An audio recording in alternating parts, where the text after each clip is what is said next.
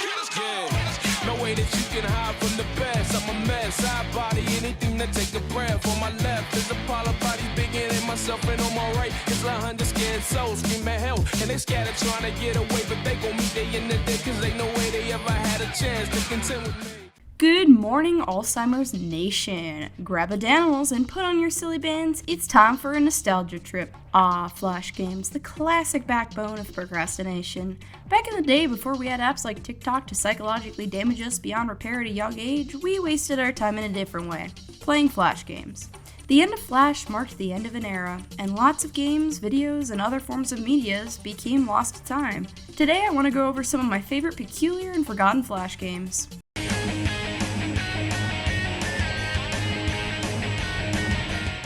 Dune Buggy was a game made for 9-year-olds with an unhealthy monster truck obsession, but honestly, it went pretty fucking hard. I don't know what it is about niche video games and banger soundtracks, but Dune Buggy is no exception. The game consists of 15 levels that alternate between 3 zones: mud, ice, and sand. The distinction of the zones is pretty much just an aesthetic one though. I've probably beat this game at least 100 times, but to this day I genuinely have no idea what the skulls do. I know the stars are points and the tools help you recover health, but what do the skulls fucking do? Oh, I guess they subtract scores. There are also power-ups, ones that make you huge, ones that make you small, or make just your wheels bigger or just your wheels smaller. Slow-mo, which slows you down, and ones that make you turn into a wheel, which you can't flip over and take damage, although it makes it infinitely more obnoxious to control. The wiki page is pretty short, and that's because it's a pretty straightforward game and there's not much to explain. But honestly though, there's nothing wrong with simplicity, and I think it'd be really cool if more simple but fun games got released.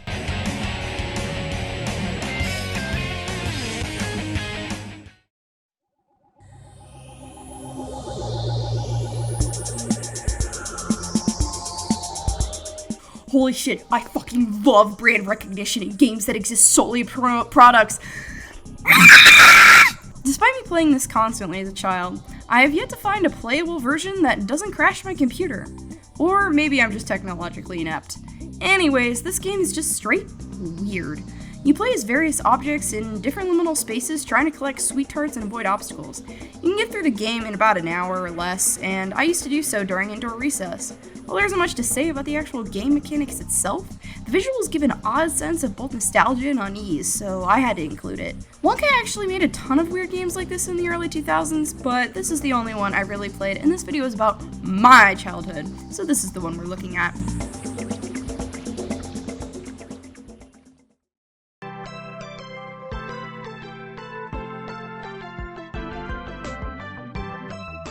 You wanna know what my first thought was every time Christmas season came around? Why the fuck does Santa not have a gun? I mean, let's be real. If you're delivering presents in Gary, Indiana, you're gonna need one. You have various enemies such as a gangster, witches, ghosts, and a dog who throws baguettes. Yeah, this game just threw shit at a wall and took whatever they could get. The gameplay, like most Flash games, is pretty straightforward. Shoot the bad guys and use their frozen corpses as a weapon.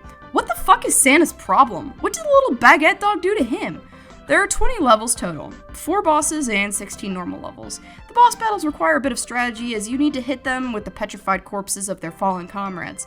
While the game is fun, the controls are actual ass. The shooting mechanic is so fucked that you can have an enemy right in front of you and you'll just shoot through them and die? The enemies can also appear out of nowhere partway through the boss battles and literally appear on top of you and instant kill you if you don't remember their spawn points.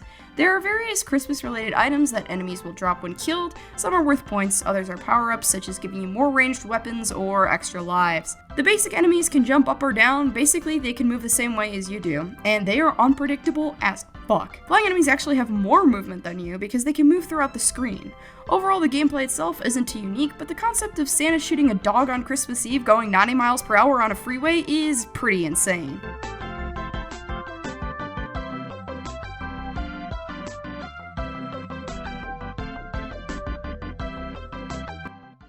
Before we finish this video, I'd like to thank ExpressVPN for sponsoring today's video.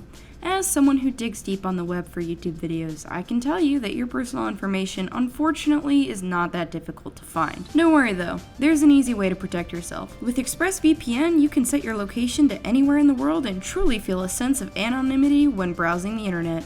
For those of you who don't know what a VPN, or virtually private network, is, it creates a secure connection from your device to the internet so that other people can't steal your data. Every time you use a public Wi-Fi network, you're just throwing your data out there for everyone to see.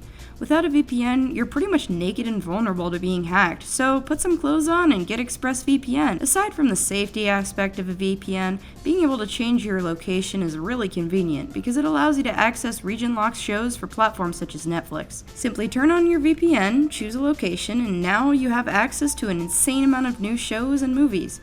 I cannot tell you how many times I've googled where to watch a show, been told Netflix has it, and then gone to Netflix just to see that it's not available in my country. Click the link below, and when you do, you'll get 3 free months of ExpressVPN. And thanks again to ExpressVPN for sponsoring this video.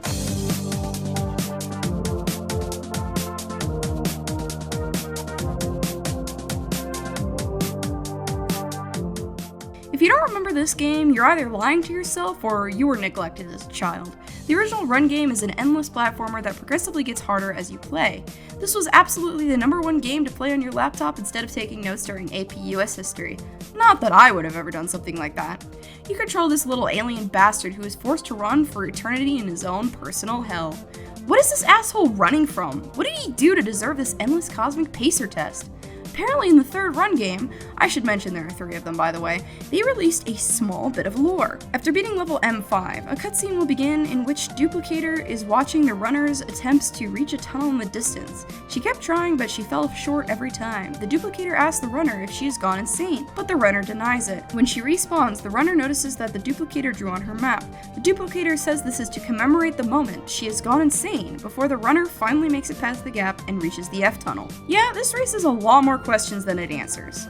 When I started digging deeper into Run lore, I found out there's a surprisingly large quantity of references to the Pastafarian religion, which is kind of weird for a kid's game. There's also subtext of social commentary about the economy in America, religion, existentialism, and other really odd topics for kids' games throughout the entire Run 3 game.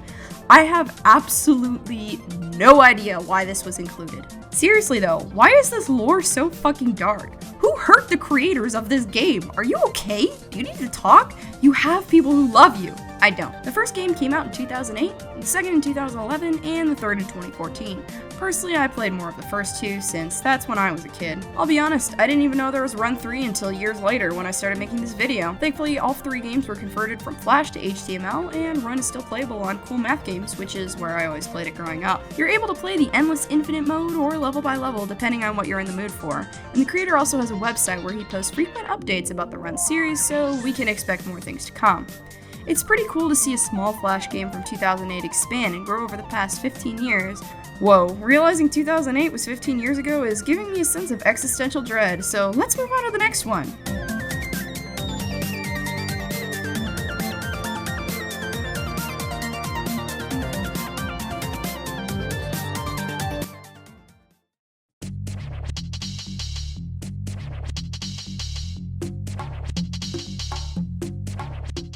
Remember that episode of Chainsaw Man where they're stuck in an endless hotel? Now, imagine Denji as a shitty emo squirrel. That's Squirrel Escape.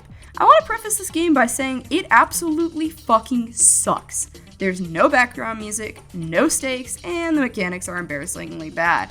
You have points you get from collecting coins, and these points are essentially your HP. You can lose HP by touching lasers or enemies, but the thing is, your points just drop it to the negative? There's no stakes. Your HP just drops into the negatives and doesn't affect you? Imagine if you were playing Sonic and instead of dying, your rings just went into the negatives.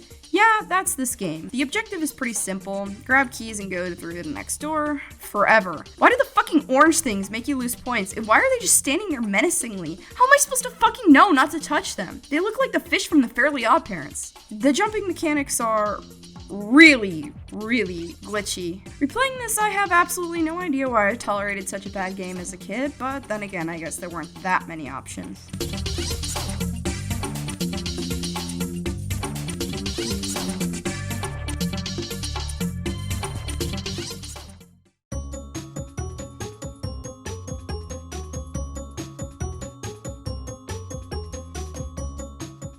Looking back, a lot of the popular Flash games were puzzle games, but this one doesn't hold up so well, just like Squirrel Escape. You control two characters, one with arrow keys and one with WASD. One is fire and one is water. The fire one can't touch water, and the water one can't touch fire. Neither can touch goo, and you have to get them each to their respective doors to unlock the next level. The concept itself is pretty good, but the actual gameplay kinda sucks. The characters move obnoxiously slow, and it struggles to hold my interest when I feel like I'm spending half the time waiting for the characters to cross the screen. In addition to this, if you put the game into full screen mode, it lags so hard it becomes completely unplayable. And in general, the game has some lag as well. This makes the already super slow characters even slower. I honestly think Sonic would kill himself if he was placed in this universe. Overall, the game is just really buggy. You can easily tell what the game wants you to do, but it was created so poorly you can't even do shit half the time. The entire game actually crashed and closed my entire browser once or twice as well. There are tons of newer games with similar, if not the exact same concept, that carry out this vision much better than Fireboy and Water Girl. Nostalgia be damned, this game is not worth revisiting.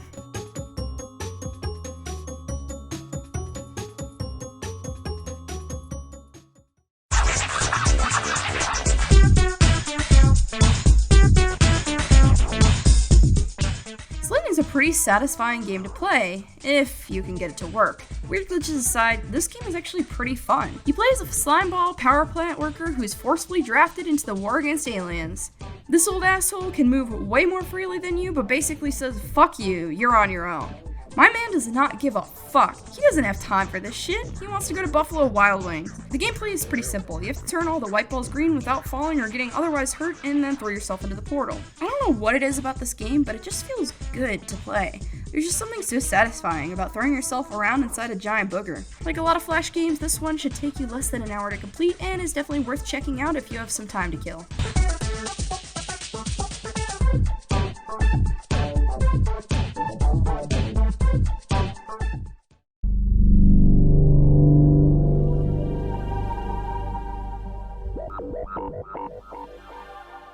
Bloxer sounds like some cool-ass robot fighting game, but in reality, it's a puzzle game in which you are a rectangular prism attempting to fit into a square hole. It's pretty intuitive and actually causes you to think and problem solve. It's genuinely not that bad of brain exercise and one of the few cool math games that could actually be considered somewhat educational, as it helps reinforce the idea of planning steps ahead and figuring out how to orient things geometrically. It's a pretty easy game to play while listening to a podcast or something, as you can make your moves at any time. There's not really much to say about this one, but I wanted to include it because I do think it's something worth checking out, especially if you like puzzle games as much as me.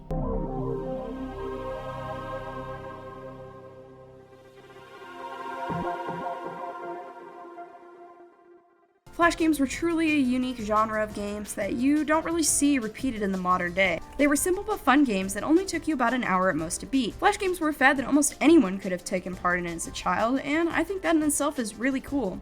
There's not much that united us as kids, but we could all get together and watch with bated breath as our classmates took turns trying to get as far as possible in a game during indoor recess.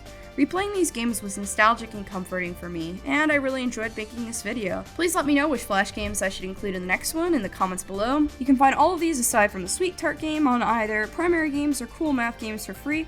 Leave a like and subscribe, and I will catch you on the flip side.